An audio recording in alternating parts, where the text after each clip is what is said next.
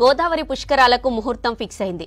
దేశవ్యాప్తంగానే కాకుండా ప్రపంచం నలుమూలల నుండి కోట్లాది మంది భక్తులు తరలివచ్చే ఈ పుష్కరాలను ప్రభుత్వం ప్రతిష్టాత్మకంగా నిర్వహించనుంది ఏపీ సర్కార్.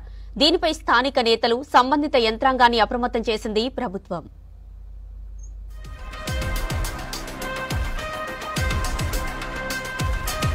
ప్రతి 12 ఏళ్లకోసారి జీవనదులకు పుష్కరాలొస్తాయి.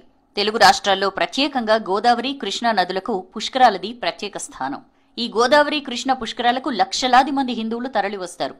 వచ్చే గోదావరి పుష్కరాలకు ముహూర్తం ఖరారైంది. దేశ విదేశాల నుంచి గోదావరి పుష్కరాలకు భక్తులు తరలిరానున్నారు. దీంతో ముందస్తు కార్యాచరణ సిద్ధం చేస్తున్నారు ప్రభుత్వ అధికారులు. పుష్కరాలకు చేపట్టాల్సిన పనులపై నిర్ణయానికి వచ్చారు. ఈసారి గోదావరి పుష్కరాల నిర్వహణలో ఎన్నో ప్రత్యేకతలున్నాయి. పుష్కరాల నిర్వహణ కోసం పలు నిర్ణయాలు తీసుకున్నారు. 2027 జూలై 23 నుంచి ఆగస్టు 3 వరకు గోదావరి పుష్కరాల నిర్వహణకు నిర్ణయించింది ఏపీ ప్రభుత్వం. ప్రతి 12 ఏళ్లకొకసారి జరిగే పుష్కరాల కోసం ప్రభుత్వం ఏర్పాట్లు మొదలుపెట్టింది. ఏపీలో 2015లో గోదావరి పుష్కరాల ప్రారంభం టైంలో చోటు చేసుకున్న ఘటనలు విషాదం మిగిల్చాయి. ఈసారి పుష్కరాల కోసం 8 కోట్ల మంది భక్తులు వస్తారని అంచనా వేస్తున్నారు. దీంతో గోదావరి జిల్లాల్లో పుష్కర ఘాట్ల అభివృద్ధికి 904 కోట్లతో ప్రతిపాదనలు సిద్ధం చేశారు అధికారులు. దాదాపు 2.5 ఏళ్ల కంటే ఎక్కువ టైమే ఉన్నప్పటికీ ప్రజాప్రతినిధులు, అధికారులు ఇప్పటి నుంచే రంగంలోకి దిగారు. పుష్కర ఏర్పాట్లపైన కసరత్తు చేస్తున్నారు. అఖండ గోదావరి పుష్కరాలు 2027 ముసాయిదా యాక్షన్ ప్లాన్ కూడా సిద్ధమైంది కూటమి ప్రభుత్వం ఆధ్వర్యంలో. అందరూ ఒకే ఘాట్లో స్నానాలు చేసే అవసరం లేకుండా గోదావరి నదిలో ఎక్కడైనా స్నానాలు చేయొచ్చని ప్రచారం చేయనున్నారు.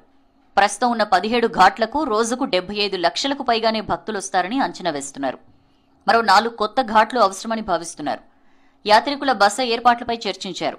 రాజమహేంద్రవరం పరిధిలో గోదావరి ఘాట్ల అభివృద్ధికి 904 కోట్లతో బడ్జెట్ ప్రతిపాదించారు. కార్పొరేషన్ రోడ్ల అభివృద్ధికి 456 కోట్లు, ఆర్ఎండ్బి రోడ్లు, బ్రిడ్జిల అభివృద్ధికి 678 కోట్లతో ప్రతిపాదనలు చేశారు. City beautification, iconic tourism site project కోసం 75 కోట్లతో ప్రతిపాదించారు. ఈసారి గోదావరి పుష్కరాలకు జిల్లాను యూనిట్ గా తీసుకుని శాశ్వత ప్రాతిపదికన పనులు చేపట్టాలని నిర్ణయించారు. పుష్కరాలకు వచ్చే భక్తులకు ఎటువంటి ఇబ్బందులు కలగకుండా ఇప్పటి నుంచే రద్దీ, ట్రాఫిక్ నియంత్రణ తదితర అంశాలను దృష్టిలో పెట్టుకుని ఏర్పాట్లు చేస్తామని మంత్రులు చెబుతున్నారు.